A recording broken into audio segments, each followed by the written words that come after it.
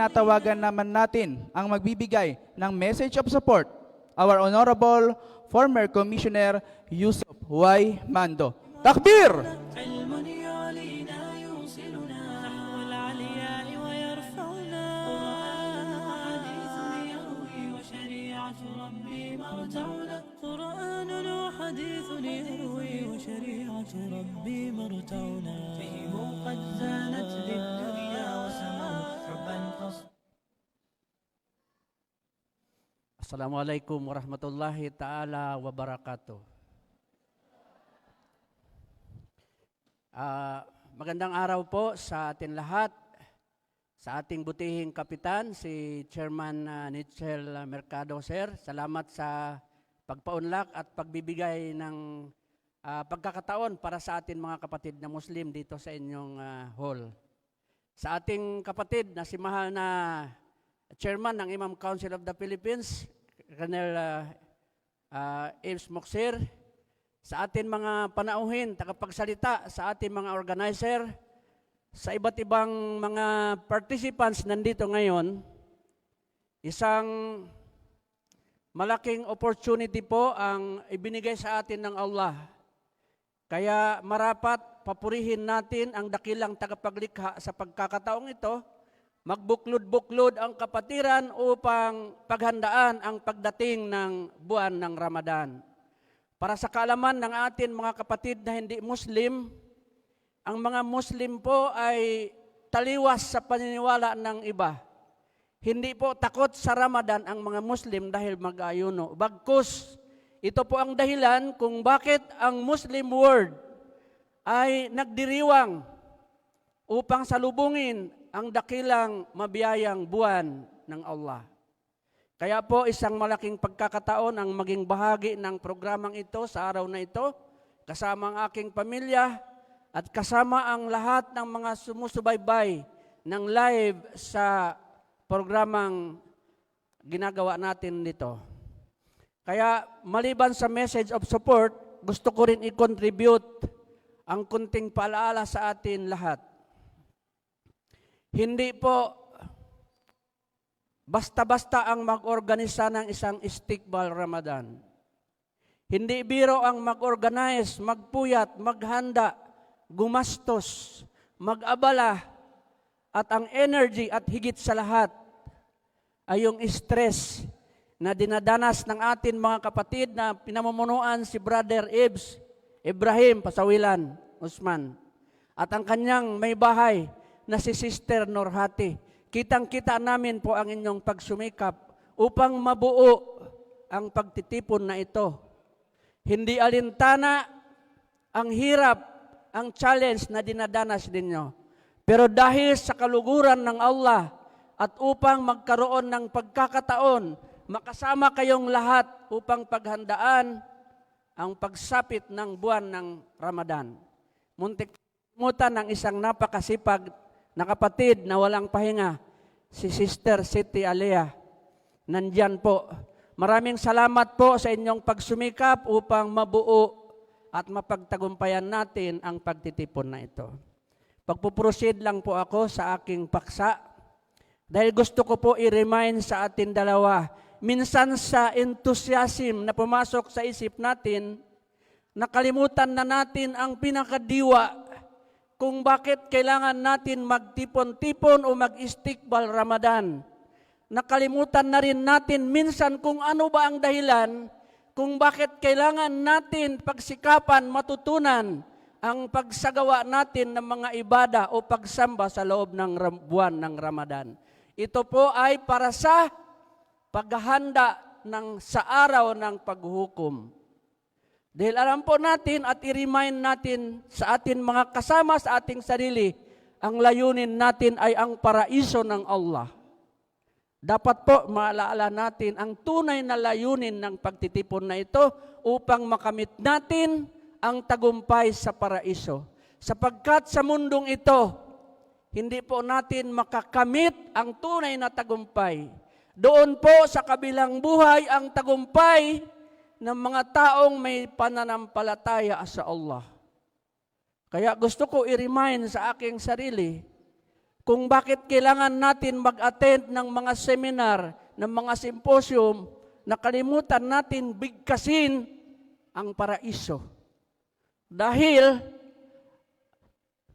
ang taliwas sa paraiso ay impyerno. Huwag po natin kalimutan ang libingan. Alam nyo, maganda itong pagkakataon, banggitin ko sa inyo ang libingan. Bago po tayo umakyat dito sa taas, may napansin ba kayo doon sa banda doon? Isa po yan sa hikmah kung bakit dito tayo sa lugar na ito magtipon-tipon ngayon upang paghandaan ang ating libingan.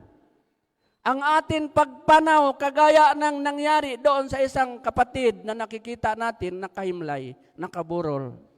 Dahil kung hindi po natin isipin ang kamatayan, kung hindi natin isipin ang libingan, akala natin mag-enjoy lang tayo, mag-attend ng symposium for content, for Facebook, for posting. Dapat po natin tandaan yan.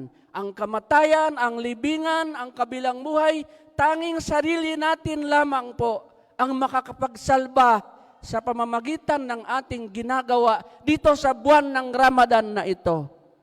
Kaya sa mga organizer, iba't ibang organization, maraming salamat po sa inyong pagsumikap upang magsagawa ng pagpapaalaala sa araw na ito.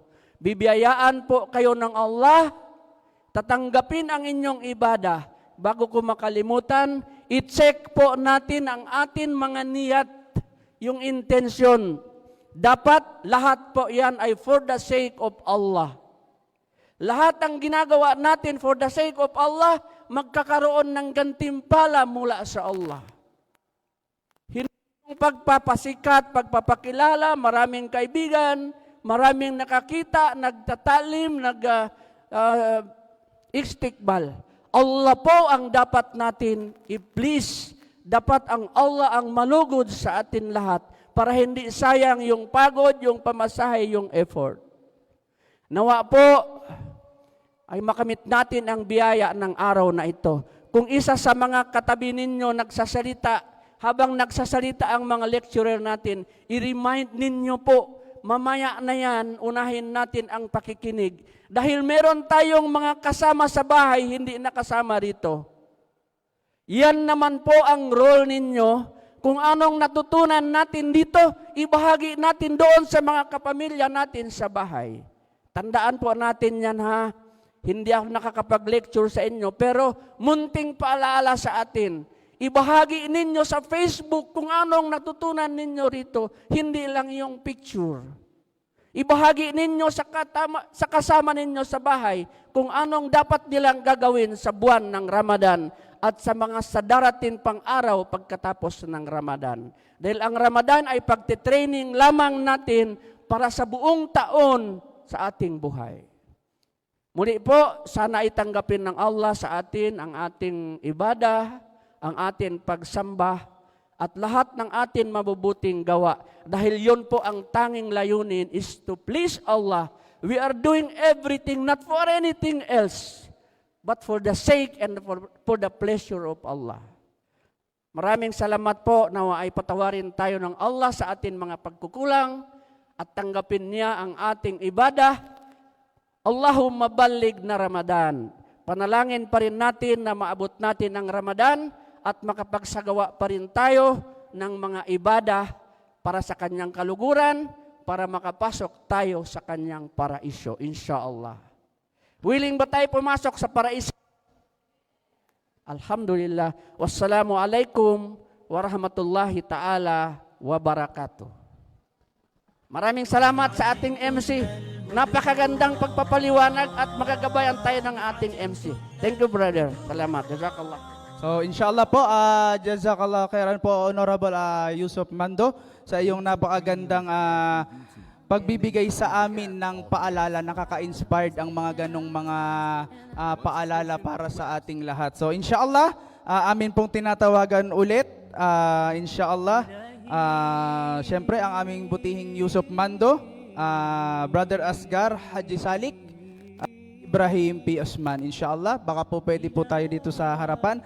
Inshallah, for their unwavering support for Istiqbal Ramadan 2020, given this 14th day of February 2026 at Philcoa, Diliman, Quezon City, welcoming the month of Ramadan, nurturing faith, fostering unity, embracing Allah's mercy. Certificate of achievement is to be given to National Dawa Council of the Philippines. Takbir! Parang humihina na, takbir! Kanina malakas, ngayon pahina na ng pahina. Kung kailan tayo na-boost, humihina. Okay, so kailangan maintain. Okay? So, inshallah, jazakallahu khairan po. Ito pa pala, muntik ko nang maiuwi sa bahay. Ano ba yan? Okay. So, ayan po. Inshallah, mashallah. Okay. So, inshallah, another message of support. Inshallah, mula po sa ating Imam Council of the Philippines, no other than our chairman, retired Colonel